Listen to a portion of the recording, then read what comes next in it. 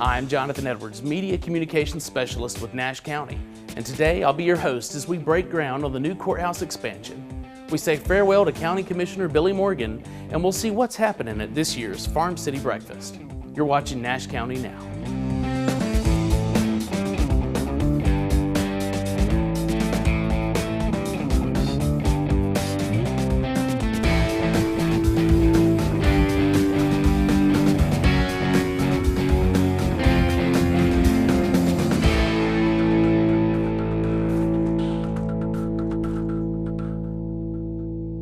On behalf of the Nash County Commissioners, I would like to welcome each of you to the groundbreaking ceremony for the new courthouse expansion project. This is the 4th addition to our historic courthouse. It's a $14 million project. The project includes over 38,000 square feet of new construction and over 12,000 square feet of renovated space. The renovation includes expanded space for the clerk of court's office, the district attorney's office, and the sheriff's office. We thank all of you for coming today. We are very proud of this project, and we look forward to seeing you all back again in about 18 months for the dedication ceremony.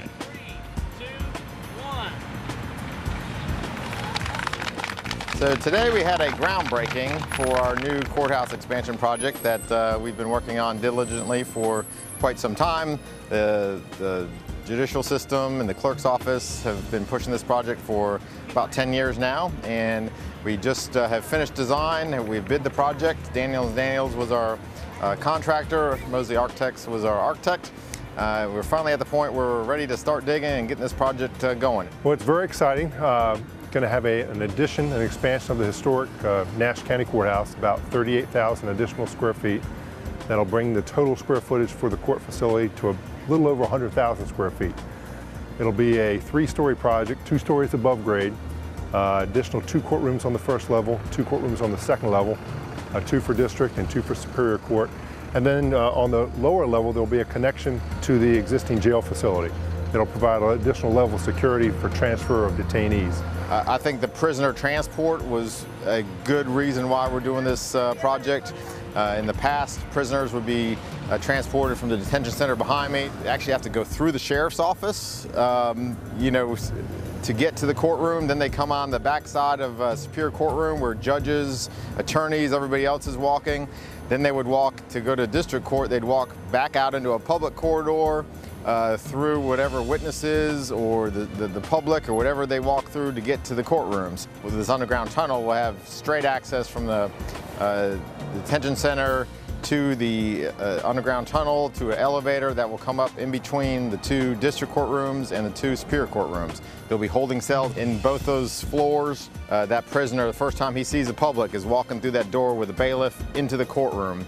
I'm just totally excited and elated that we're going to finally get what I think is a great addition to the courthouse to accommodate the needs that we have. Just the expanded space in terms of usability, that from our standpoint, courtroom space, conference room space, the ability to transport prisoners from the jail to the courtroom.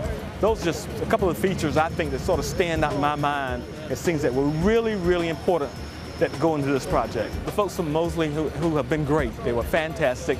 We had a needs assessment interview. Each shareholder or stakeholder in the process met with them, and we sort of went through what we did, what our personnel look like, what our responsibilities are, and then what do you think you need going forward? And we approached it from that standpoint. And they were able to take our concerns, our needs, and put those on paper, and this is the outcome. So it's been a win-win for all of us. One of the first things you're going to see is a massive hole over here digging this tunnel.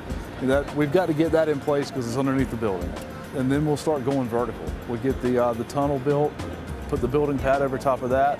Then you'll see a slab on grade in place, and then you'll start seeing structural steel. And you'll see this building go up first, standalone by itself, and then we'll start connecting. 2 years from now, you will come down Washington Street and notice that the new expansion in fact, will look very similar to the original 1917 building, which is the main entrance now. That was completed in 1921, I believe. But we'll have the same, we'll have similar columns, we'll have similar copper-looking roof. You know, it'll be kind of the similar height. We're going to match the brick. I mean, really, it's going to be a pretty close match to what the existing courthouse looks like. So I think that's the vision that we've had here, is try to keep the historical character in place. We're just thrilled to be a part of it. It won't overshadow the existing courthouse. It'll be a sister to it. It'll be a complement to it. That was our goal and objective. It'll be a new front door for the courthouse, but the historic front door will still remain, and it will serve the citizens for Nash County for many, many years to come. Coming up next, we'll say farewell to County Commissioner Billy Morgan. I'm a retired school psychologist, and helping people was my thing. I was very independent and thought I could take care of myself. I fell and I had to have Meals on Wheels. After my stroke, when Meals on Wheels started, I was on the other end of the stick, so to speak. Meals on Wheels coming to my door as someone who's housebound, having someone check on me, assures me that I'm not forgotten. Meals on Wheels has given me a mode of freedom that I wouldn't have otherwise. We're the clients. We are the clients. We are the clients of Meals on Wheels. America, let's do lunch. 1 in 6 seniors faces the threat of hunger, and millions more live in isolation. Drop off a hot meal and say a quick hello. Volunteer by donating your lunch break at americaletsdolunch.org.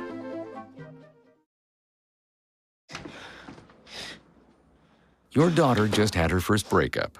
Do you A, put yourself in her shoes? B, console her? Don't worry, sweetie.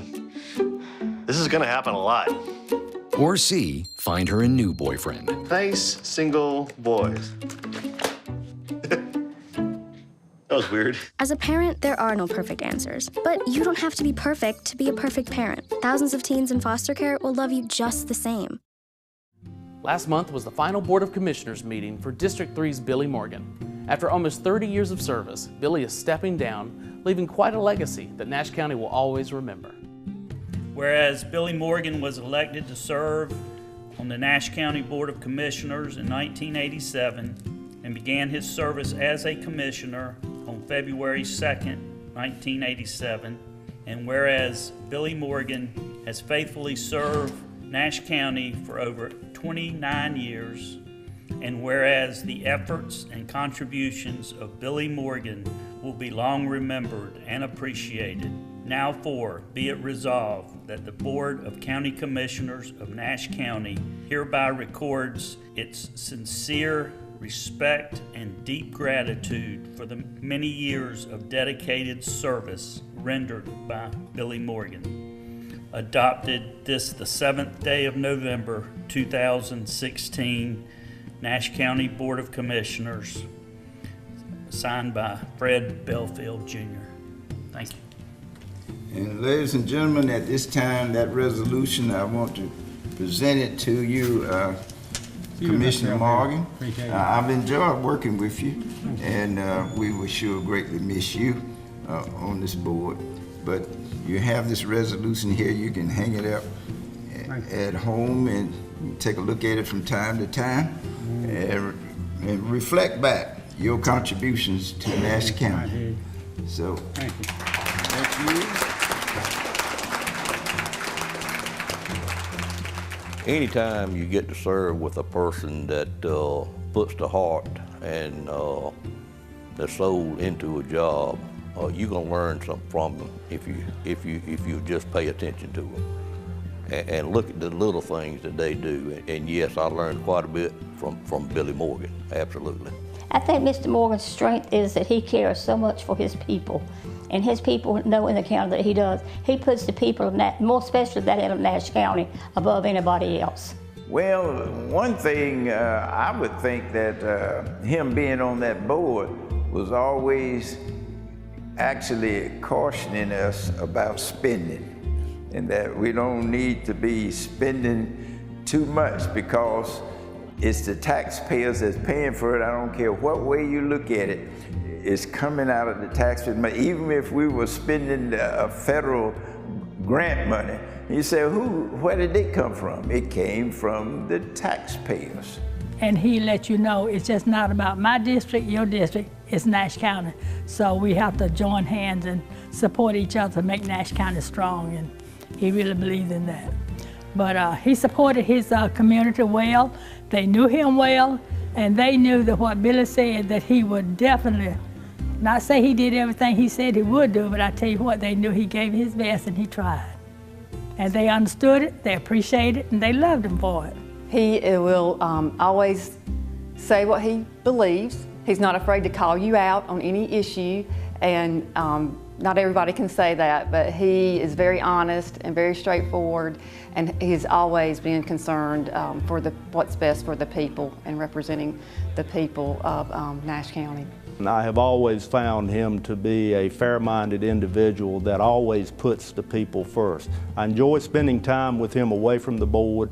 We occasionally, as a matter of fact, very often, we go out to the Country Inn in Spring Hope. We have a tenderloin biscuit, we talk. We don't always talk about the issues, many times we just talk about personal things, but he's a guy that I love like a brother.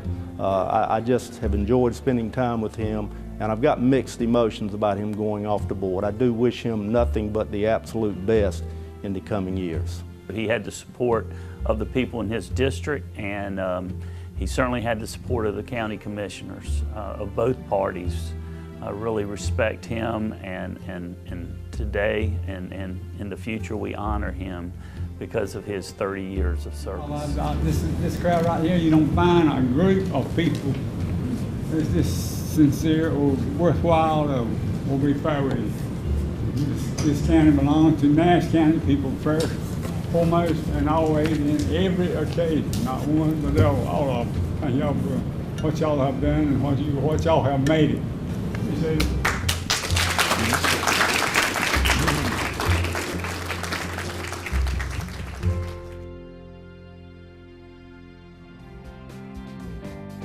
Coming up next, it's time for the Farm City Breakfast. Hi, I'm Brent Fisher with the Nash County Fire Marshal's Office. The holiday season is also the peak time of the year for home cooking fires. Turkey frying has become very popular, but it also can be dangerous. Please follow these tips to have a safe cooking experience. Set your fryer up at least 10 feet from your home and not under a structure. Make sure you are on a non-combustible, flat surface. Carefully gauge the amount of oil needed by filling the pot with water. Put in your turkey. If the level looks right, remove the turkey and make a mark in the pot. This is how much oil you should put in. Use an oil with a high smoke point like peanut or canola. Wear long sleeves and pants with closed-toe shoes, and don't forget cooking mitts or gloves. Make sure your turkey is completely thawed and dry. Extra water will cause the oil to bubble furiously and spill over. If oil spills from the fryer onto the burner, it can cause a fire. Have a fire extinguisher ready at all times in the event that the oil ignites. Heat the oil to 350 degrees Fahrenheit. Just prior to lowering the turkey into the oil, turn off the burner. As soon as the turkey is safely in the pot, immediately turn on the burner. Carefully lower the turkey into the pot. It takes 3 to 5 minutes per pound for the turkey to be done. To make sure it has reached the appropriate temperature, remove the turkey from the oil and insert a meat thermometer into the thigh. If the thermometer does not read 180 degrees Fahrenheit, return the turkey to the oil for additional cooking. If you have any questions or would like more safety information, please call the Nash County Fire Marshal's Office at 252-459-9805. So, I'm kind of new here, but I've noticed a trend. My human does this funny thing where she goes around and gets all my toys, and then she hides them in that basket by the door. It's like, hello, that's where you put it last time. You were the worst at hide and go seek.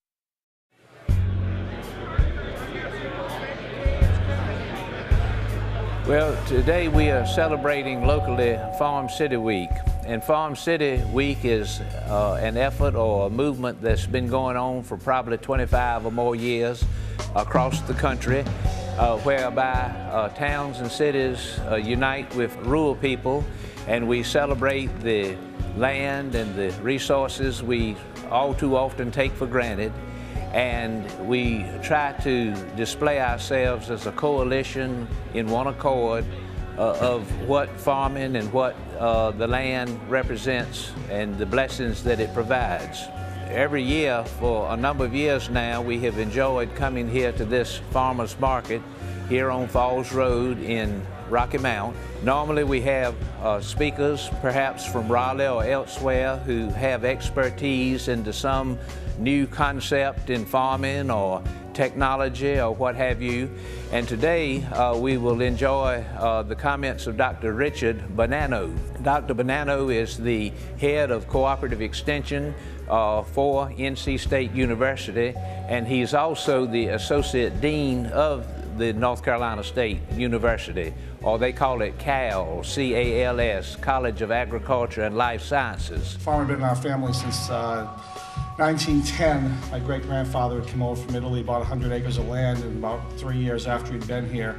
And we had a pretty diversified operation up there, vegetables, some fruits, we raised hogs, we had a dairy, did a lot of different things. At one time we even had 4,000 hogs on the farm, if you can imagine that, 30 miles north of Boston. The world was a different place then.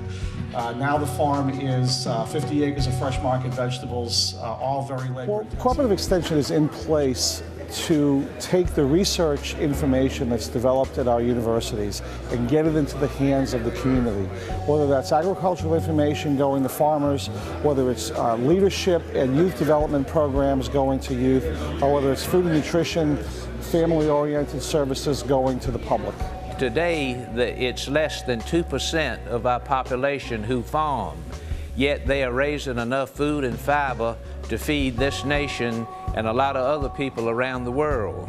And a lot of this is coming through or being provided through improved technology and new farming concepts and all kinds of good things that have been happening and are happening as we speak.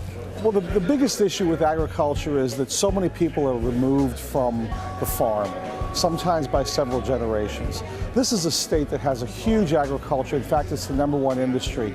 We need the production that takes place in North Carolina, not only to feed North Carolinians, but people in other parts of the country and beyond our borders as well. 1 out of every 3 rows in this state is exported to help feed people in other parts of the world. So agriculture is incredibly important. It's something that the public, I think, needs to make a better connection, or we'd like to make a better connection with the public, because sometimes I think the public doesn't understand the need for the types of farms and the size of farms that we have, the types of production, and I guess the connection that when they go to the supermarket or they go to a farmer's market or they go to a farm stand, that food is coming from somewhere. And oftentimes in North Carolina, it's coming from right down the street or in an adjacent county. It's especially in eastern North Carolina. It's huge agriculture, and it does great in terms of feeding the population of the state. Well, that does it for this edition of Nash County Now. We're going to finish up this episode with holiday greetings from Nash County employees. Merry Christmas from the Nash County Fire Marshal and Emergency Management Office. Merry Christmas from Nash County Tax Office. Happy holidays. Merry Christmas from Tracy for the last time. Have a wonderful New Year. I am. Hi, that's Tina from Nash County Health Department. I just want to say Merry Christmas and I hope y'all have a great holiday. From the Recreation and Senior Services Department, Merry Christmas and a Happy New Year. Happy holidays from Nash County. From Emergency Services, I'd like to wish everybody a Merry Christmas and a Happy New Year, and hope that we all have a safe and Merry Christmas. Thank you. Hi, I'm Jim Wren, the Nash County Tax Administrator, and on behalf of myself and the entire staff of the County Tax Office, we'd truly like to wish the citizens of Nash County the very merriest of Christmas and the happiest of New Year's, and we truly appreciate the opportunity that we have to interact with you on a daily basis and the service you allow us to render. Merry Christmas and Happy New Year from Nash County. Merry Christmas and a Happy New Year to all. Welcome to Nash County Health Department, and having said that, I wish everybody a safe and healthy holiday season, but a most enjoyable Merry Christmas and a very prosperous and healthy New Year. Thanks from Nash County Health Department and Bill Hill. Merry Christmas And a Happy New Year. from the Nash County Health Department. Merry Christmas from Nash County Public Utilities. From the Nash County Register Deeds Office. Merry Christmas. Season's greetings from the receptionist. Happy holidays! Merry Christmas. Merry Christmas. From Nash County Child Support. Happy holidays from Tina Moss, Medicaid Unit. Thank you. Have a great holiday. Hi, I'm Dawn Hall with Nash County as the Capital Projects Coordinator. I'm wishing you and your family a Merry Christmas and a Happy New Year. And my prayer is that God blesses you all. Merry Christmas. Happy holidays. From Nash County Planning and Inspections. Have a Merry Christmas. And a Happy New Year. I'm Bruce Jonah. I want to wish everybody a Merry Christmas and a Happy Holiday. Enjoy. Merry Christmas from the Upper Coastal Plain RPO. Hi, I'm Jackie from the Nash County Tax Assessing Office. Happy holidays. Have a safe and wonderful holiday season. Hi, I'm Rosemary Dorsey in the County Manager's Office, and I want to wish you all a Merry Christmas and Happy New Year. This is Derek Hawks with Nash County's Public Utilities and Facilities Department, wishing everybody in the county and our employees a Merry Christmas and a Happy New Year. Have a healthy, happy holiday. Merry Christmas. Hi, my name is Eddie McCoy, and I'd like to wish all the residents of Nash County and surrounding areas a Merry Christmas and a Happy New Year from the Nash County Tax Department. Merry Christmas and Happy New Year from Renee at Nash County Department of Social Services Adult Medicaid. We from Nash County Child Protection hope you have Merry Christmas, Happy Holidays from us at Clark Griswold. Merry Christmas and Happy New Year from Nash County Health Department. This is Mary from the Tax Office, wishing everyone a very Merry Christmas. May your hearts and your lives be filled with love, peace, and joy, but most of all, hope for this world as we celebrate the birth of Jesus. Once again, may your lives be filled with love and laughter during this holiday season. Merry Christmas. Merry Christmas from Nash County Environmental Health. Happy holidays. Merry Christmas. From Nash County Family and Children's Medicaid. Hope everyone has a Merry Christmas from Family Support Services and Foster Care. Just wishing you a Merry Christmas from Nash County Medicaid Department. Merry Christmas and a Happy New Year. Merry Christmas and a Happy New Year to all the county employees and our county citizens. Hope everyone has an enjoyable holiday season. Happy holidays from the DSS Admin Unit. Pam, Jackie, Sharon. Merry Christmas from Donna in Transportation. Holiday greetings from Nash County DSS. Hi, this is Arlene Spivey, Medicaid Office at Nash County Department of Social Services. We would like to wish you and your family a wonderful Merry Christmas and a Happy New Year, and please be safe. Thank you. Happy holidays from Emergency Services. Hi everybody, want to wish you a Merry Christmas and a Happy New Year. Well, from all of us here at Nash County, we want to wish you a happy holidays, and we'll see you next year.